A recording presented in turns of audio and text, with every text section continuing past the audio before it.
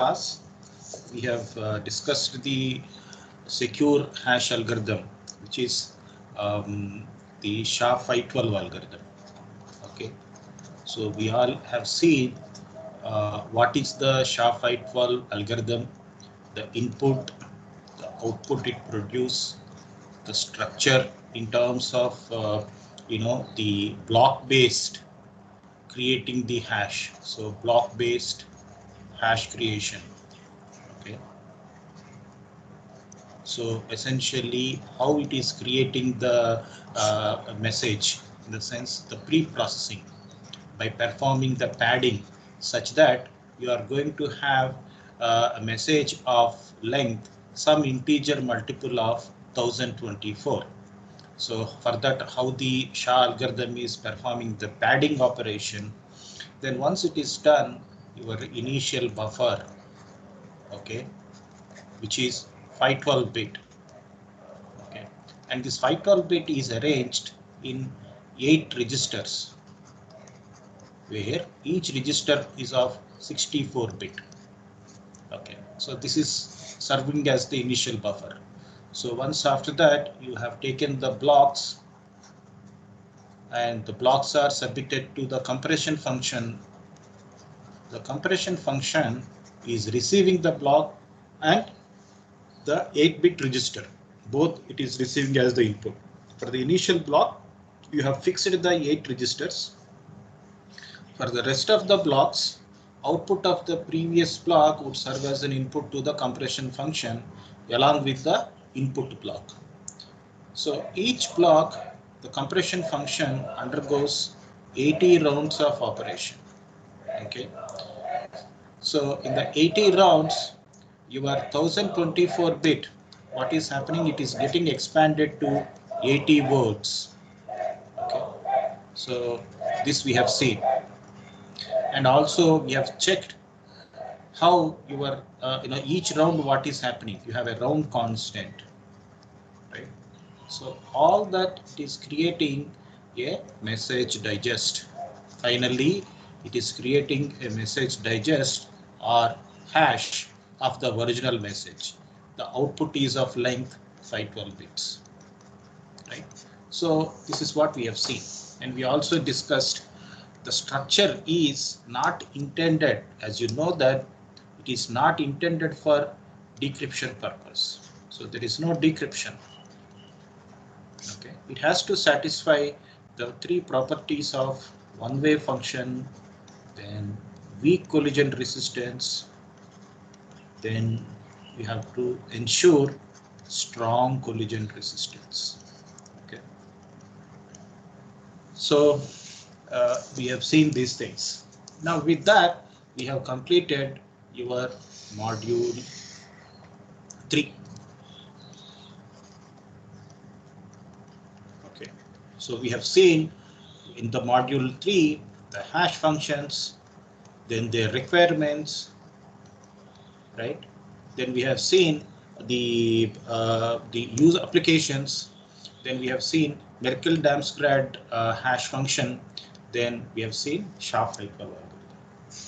Now let us go to the next module, which is message authentication. Right.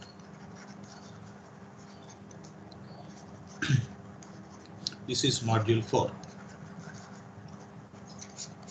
Message authentication. Remember, I hope you guys, when we were discussing the hash functions, essentially we said hash is the keyless cipher, if you guys remember that. So there is no key in the creating the hash. So that is the reason why you are calling it as a keyless cipher. What is message authentication? It is keyed hash. If you guys remember, we were creating while discussing the hash functions, the message authentication code is equal to hash over the message with a particular key. Do you guys remember that? Hello? Do you guys remember that? So we can create a message authentication code we can create a message authentication code with the help of hash by submitting the message along with a key. Remember, this is the symmetric key. Okay, so we can create a MAC code. So this is called hash based message authentication code. Okay, so a message authentication code can be created with the help of hash function by providing a key to the hash function. If I get a doubt, sir, when we looked at the yesterday SHA-512 algorithm, if you see here, there is no key component at all. Is there any key component in the entire SHA-512 what we have written? There is no key. So here we are creating a message authentication code by providing input to the hash function along with the message a key, which is the symmetric key.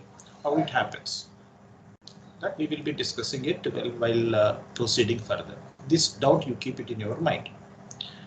Next, is it that I create a message authentication code only with the help of hash? No, even you can create a message authentication code with the help of encryption. You can even perform the encryption. So if you notice, message authentication code, if you create with the help of encryption, it is called cipher based MAC. Okay, so if you create a message authentication code with the help of an encryption algorithm, okay, with the help of encryption algorithm, this is with the help of hash function. As you know, the difference between the encryption algorithm, the hash function, is that a hash function need not undergo decryption, whereas the encryption, when you say, it is reversible, that means it is decryptable. So this is called CMAC because it is cipher based message authentication code. The above one is called HMAC. Okay, it is hash based message authentication code. So hash based authentication code, HMAC, cipher based authentication code, CMAC. Okay. Now the point is, sir, we were discussing about encryption, right? We were discussing about hashes. If you notice, the applications of these things, one is confidentiality, we are able to achieve. We are able to achieve integrity. We are able to achieve even authentication, right? We are able to achieve authentication. So what is this separately message authentication code? Okay, this you need to understand very clearly and categorically. Please pay more attention. When I say authentication, it has multiple meanings. Okay. What does it mean? Number one is when a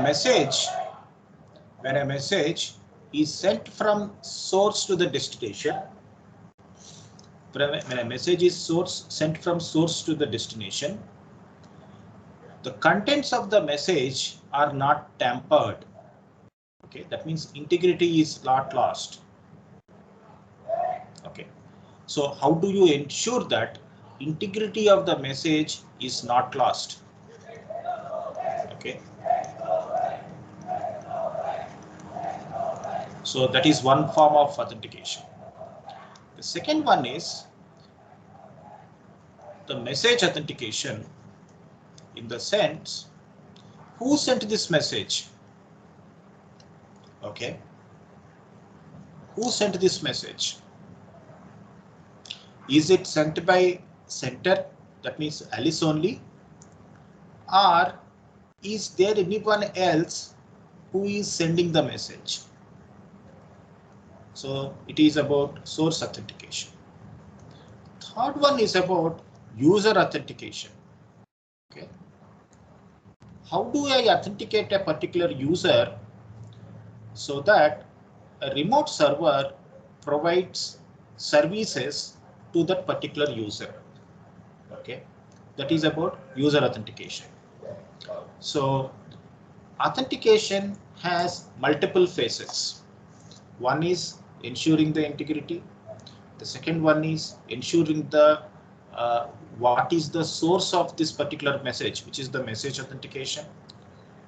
Ensuring who is the user, that is user authentication. Remember, your hashes are meant for ensuring that integrity of the messages are not lost, or else if there is any compromise over the integrity of the messages, hash functions are able to capture that particular integrity related issues. Again, you may get it out, sir, why hash? I can ensure that through encryption. Yes, of course, even this point we discussed. What is the difficulty with performing encryption process for ensuring the integrity? Imagine if you have only integrity aspect alone, performing encryption is not a good advice, because encryption is the process that is designed in such a way that you are able to perform the decryption, and hence it is computationally intensive. Whereas the case of hash, the application is ensuring only integrity. Remember, ensuring only integrity. Okay, ensuring only integrity. In such case, you need not go for a typical encryption. Rather, you can go for a hash. So you send the message, append the hash, allow the receiver to check whether the message integrity is intact or it is lost by verifying with the received hash and calculating the hash over the received message. But now the second question is about message authentication, in the sense who actually sent the message. Are you able to follow? Hello? Yes, sir. So we need to understand the difference of all these aspects. You know, when I say crudely authentication, it has multiple aspects. Are you talking about the integrity of the messages? Are you talking about who is the sender of the message? Are you talking about authenticating a particular user? Each is a different aspect. Okay, I cannot simply say authentication. Okay, authentication, as I said, you need to ensure the integrity of the message. Go for hash. You want to verify the source, perform the source authentication. You have a message authentication code. You have user authentication. You need to perform user, so that we will be discussing it in the module 5. So this very fine layer of differences in authentication itself, you guys need to understand. I hope you guys have recently, in fact, the password is typically used for user authentication, right? So in fact, recently we have, you guys might have checked the article about passwordless authentication, which is a FIDO architecture, which I think I have shared with you guys, right? Have you checked that? Yes, sir. Yeah, so one of our recent article published in a magazine, a business technology magazine called Amplify, which in fact one of the BTech computer science student of AP campus has worked on, or on that particular article, Aditya. He actually narrated about the FIDO architecture, where authentication be provided to the users, and for that we need not have the passwords. We all know about how to maintain the difficulties in maintaining and managing our passwords, right?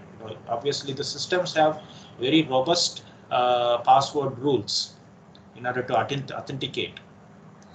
Now every individual, if you notice, you have n number of portals where in which our authentication is required, starting from your email to banking servers, banking applications, financial transactions. A lot of places your authentication is required.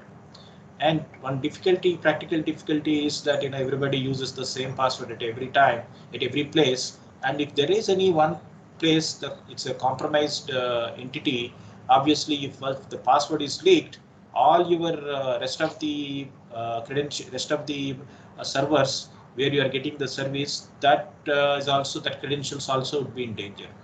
So you have to repeat, you should not repeat the password. If you are maintaining multiple passwords, obviously you cannot remember. So these are all the practical difficulties, right? So there is a passwordless authentication framework that is provided, so which we have narrated in that, so you guys can check that. So the idea is that when we say authentication, it has multiple aspects. Okay, so don't think only in one dimension, which is the integrity or ensuring the message authentication or only the user authentication. Now the point is, if you look at the message authentication requirements, there are multiple requirements. Okay, why we have to go for message authentication? Okay, so in a typical networked environment or a communication environment, if you see, there are various threats. Okay, the threats such as, number one, disclosure of the information. Okay, one is a threat. This is one threat. The second one is about traffic analysis. Okay, each is a threat. Third one is about masquerading. The fourth one is about content modification. Fifth one is about sequence modification.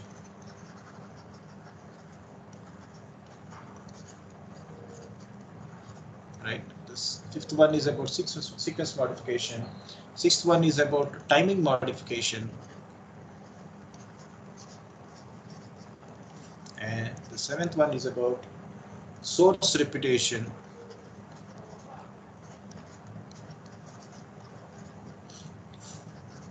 And eighth one finally is about destination reputation.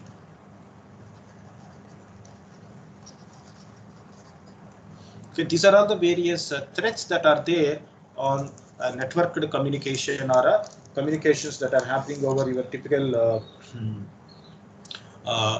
open communication channels, right? So if you notice, the disclosure of the information, the traffic analysis, if you notice, these are all about your confidentiality issue.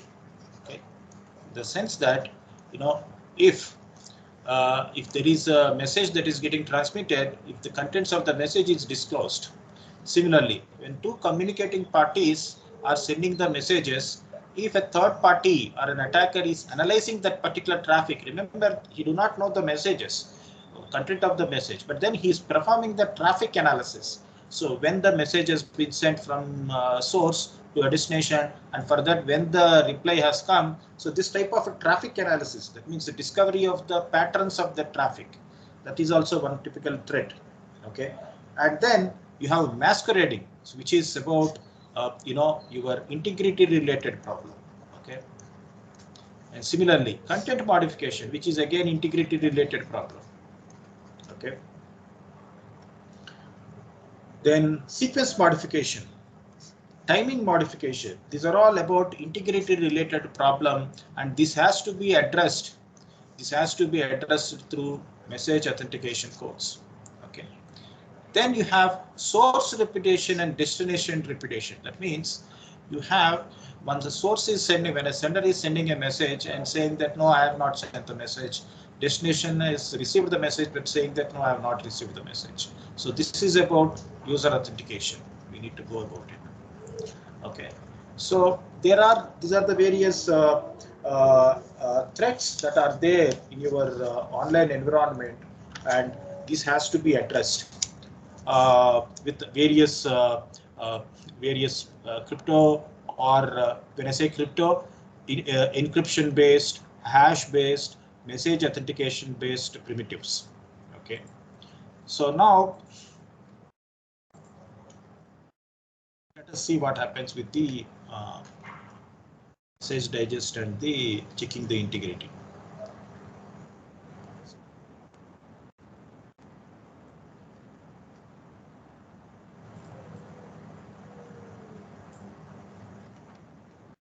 So if you notice, when we are having the a typical hash function, you take the message, create the hash, and from that you are creating the hash of the message. Okay. So how do you apply that in the practical scenario? You take the message, apply the hash function, say typical SHA-512 algorithm, then create the digest or your fingerprint or hash. You call by any name, which is, or these are all same. Either you call fingerprint, you call digest, you call hash, everything is same. Then once at the receiver side, what is going to happen is that you take the message and then calculate the hash of that. Then the received digest and the calculated digest, if both are same, that means your message is not altered, message is not compromised. Okay. So when you look at this message digest, you are only checking the integrity aspect, but not anything else, right? So the point is, in the sense you are not performing message authentication. That means, you are not checking who actually has sent the message. Now, how do I do it? How do I verify it? So one typical way out is that performing message authentication code. So what happens in the message authentication code is that Alice is sending a message to Bob. This is your plain text message, M. So there is a key. Remember, this is the symmetric key. And now you are creating a message authentication code. How you are creating the message authentication code? By submitting your message and the key to the hash function and create a message authentication code. Now what you are doing? You are submitting both the message and the message authentication code, and you are transmitting to the receiver. Receiver receives this message and message authentication code, both M and MAC. He receives both. So he keeps the MAC, but calculates MAC over the message. Calculates MAC over the message. How he is calculating? He is taking the message. Remember, this is the symmetric key, right? So Bob is also having the key, and create the hash. Sorry, create the MAC with the help of hash. So the calculated MAC and the received MAC, if both are same, you are going to accept the message. If not, you are going to reject the message. So by doing it, what is that Bob understood? Bob understood that this particular message M has come from Alice. So Bob understands that M has come from Alice. How he understands that? Can somebody tell me?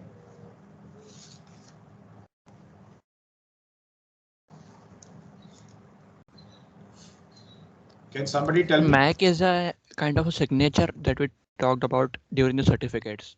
So Alice signed it, and when Bob received it, No. and Yeah. 1 minute. So take the diagram, check the process. Now tell me, based on this process, Bob understood that M has come from Alice only. My question is, how? How Bob understands that the message has come from Alice only?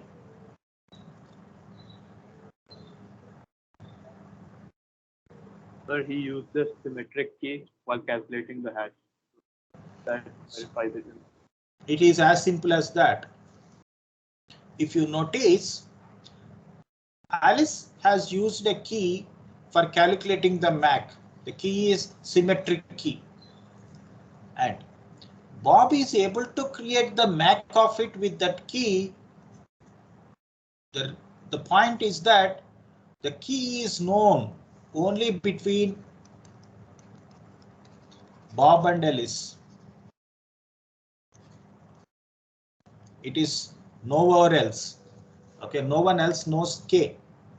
So obviously Bob understands that since K is not known to anybody, obviously the message must have come from Alice. Is it not? Yes, sir. Now, the point is, if you again closely observe, your message authentication code is one way you are creating the digest such that you are ensuring the integrity because you are calculating the hash. And your key aspect is taking care of ensuring who sent the message. You got the point? Yes, sir. Yes, somebody said something. Okay. Now let us close little more understanding of this. We understood that sender is taking the message, appending the key, creating the message authentication code with the help of hash, then sending the message and MAC in an insecure channel. Tell me whether we achieved confidentiality.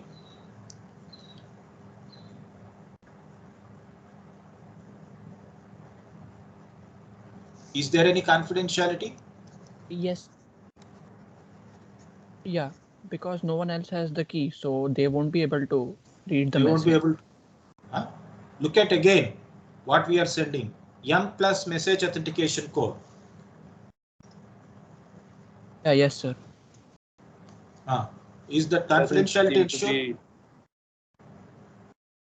No, sir. M isn't. You have not encrypted M. What you did was you sent message plus message authentication code in the insecure channel. Anybody can read the message, but remember, no one can tamper the message, right? No one can alter the message. You understand?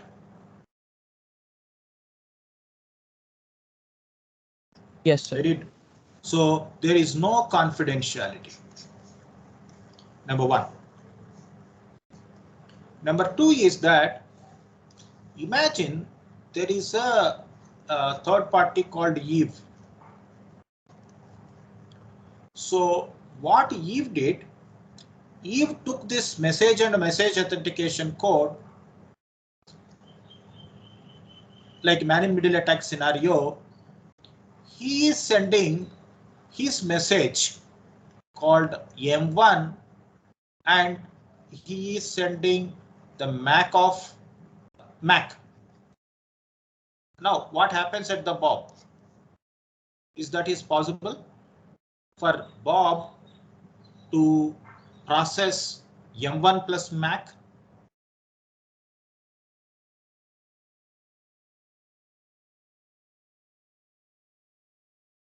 Hello? This MAC is the same one as that. Eve is sending the message. Eve has captured M and MAC. Eve is sending M1 and MAC. Now, what will happen at the Bob side? Sir, is the MAC same that Alice sent, or is it different? There are two cases. What happens if the MAC is same as that of what Alice has sent?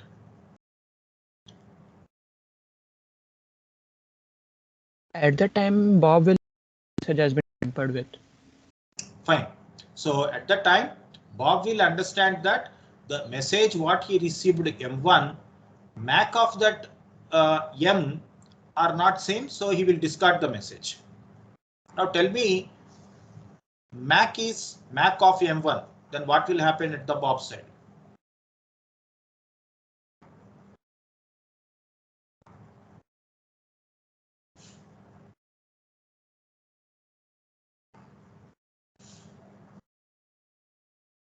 M1, MAC of M1 were sent by Eve to Bob.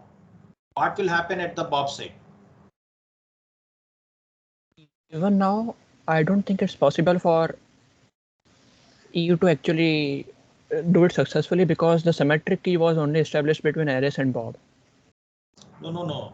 You are thinking about Eve. I am talking about it, Bob. See, Eve has captured, remember this is the insecure channel. Eve has captured M and MAC sent by Alice. And Eve has sent M1 and MAC to Bob. MAC of M1. You have already said M1 plus MAC of M case, Bob will discard the message. Because M1 of MAC of M1 and MAC of M both are not same. So he will discard the message.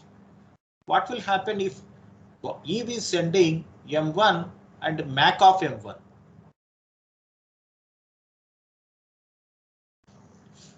So MAC of M1. Again, I'm writing here M1 plus MAC of M. There are two things. M1 plus MAC of M, Bob receives. Bob calculates MAC over M1. He discards this. This is one case. The second case is M1 plus MAC of M1. Bob receives.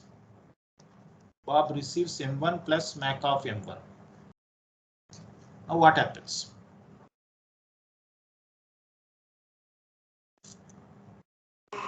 Sir, when Bob receives the second message, Bob will try to calculate the hash for M1. Okay. So that he gets the MAC of M1. But the symmetric key is not there with Eve, so he will have to use a different key, which was actually established between Eve and Bob. So he will know that this message was sent by Eve. That's all. It is as simple as that. So when Bob receives M1 and MAC of M1, what happens at the Bob? My question is at Bob. You guys are concentrating on the Eve. My question is at Bob. So when Bob receives M1 and MAC of M1, what will happen is he takes M1, calculates MAC over M1. First of all, when Bob will be able to calculate MAC over M1, if Bob has the key, which is say K1, using which Eve has created that particular MAC, right? Imagine if Eve has created the MAC of M1 with the help of K1, if K1 is there with Bob, then only he will be able to calculate the MAC. If not, he will not be able to calculate the MAC, right? Hello? Yes, sir. Now, the point is, if he is not able to calculate the MAC, first of all, there is no way that to proceed further, he will drop the message. Imagine if he is able to calculate the MAC, Bob knows using which key he calculated the MAC. The key is K1. Now the K1 is between Eve and Bob, right? So obviously he will understand what is who sent this message. Certainly he will understand that message was sent by Eve only, not by Alice. Correct? Yes, sir. So this is what is the scenario of message authentication. So number one, if you notice the overall ball game, there is no confidentiality. There is a message authentication. The authentication is coming because of the symmetric key here. Okay, and when I say symmetric key, you can regard that as a shared secret key. Okay, I hope you guys are able to follow what we were discussing. Now, if you notice, so far the scenarios we narrated here, they are nothing to do with the integrity of the message. The all ball game is about who sent the message. Is it Alice sent the message or Eve has sent the message? This is all about that. Now, with the help of this, with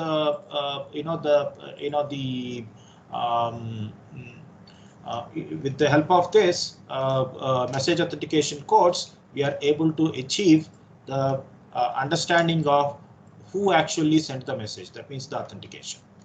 Now again, we will go back to the same question. Is it that this I cannot achieve with the help of encryption? Of course, you can achieve that. Okay. Now look at this. So there are 4 cases. Case 1, 2, 3, and 4.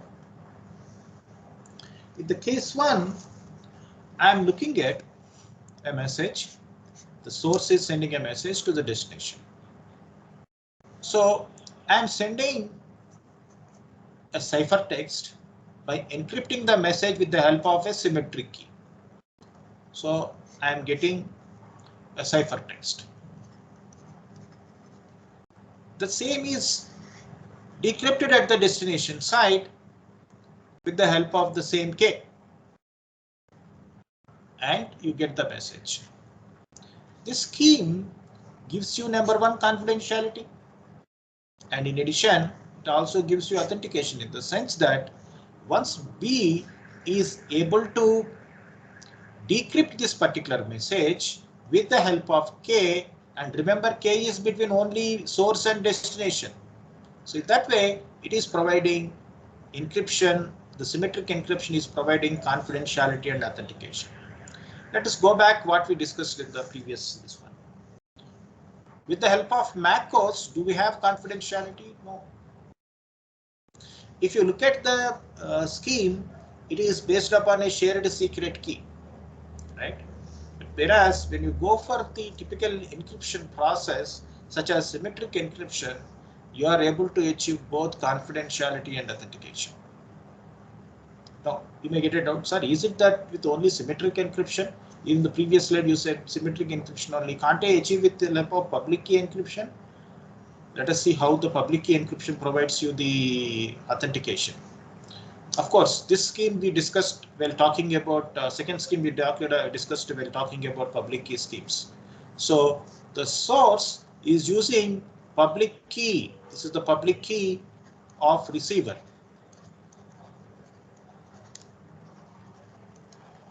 And encrypt the message, send the cipher to the receiver. So receiver decrypts with the help of private key of receiver. If you notice, it provides only confidentiality. We discussed this. Now the point is, can I achieve authentication?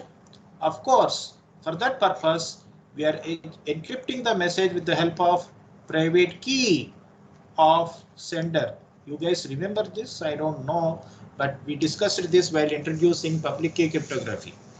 So if I use private key of sender, I am able to achieve authentication. The reason is that at the destination, you have decryption process with the help of public key of sender. Right? This provides you the authentication. But obviously there is no confidentiality. How do I achieve both confidentiality and authentication? First, encrypt with the help of private key of sender. The intermediate ciphertext again encrypt with the help of public key of the receiver. Send the original the overall ciphertext, and the decryption follows is the reverse for this, and this decryption is the reverse for this. Okay, so public key of receiver and hence private key of the receiver. Private key of the sender and hence it is the public key of sender. So you get the message. So you achieve both confidentiality and authentication. But when I'm achieving like this, why I'm going for this particular MAC codes, I'm able to achieve the message authentication with the help of encryption itself. So this is the thing which we need to little bit closely understand by MAC codes. When I'm able to achieve the confidentiality and authentication, and remember, when I simply use my MAC codes, I don't have confidentiality, right? So how do I do it? Okay, before we go to that angle, let me spend one more minute on this message authentication codes, because you guys have understood the message authentication code scenario. Now the point is, what could be the the breaking of or the cryptanalysis of this message authentication code? Okay, if somebody wants to break this, the MAC code, how they can break it? Hello?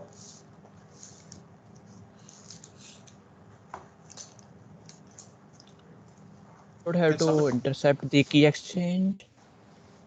Okay, that means number one is compromise key. Okay, so attack on the key. What is the second?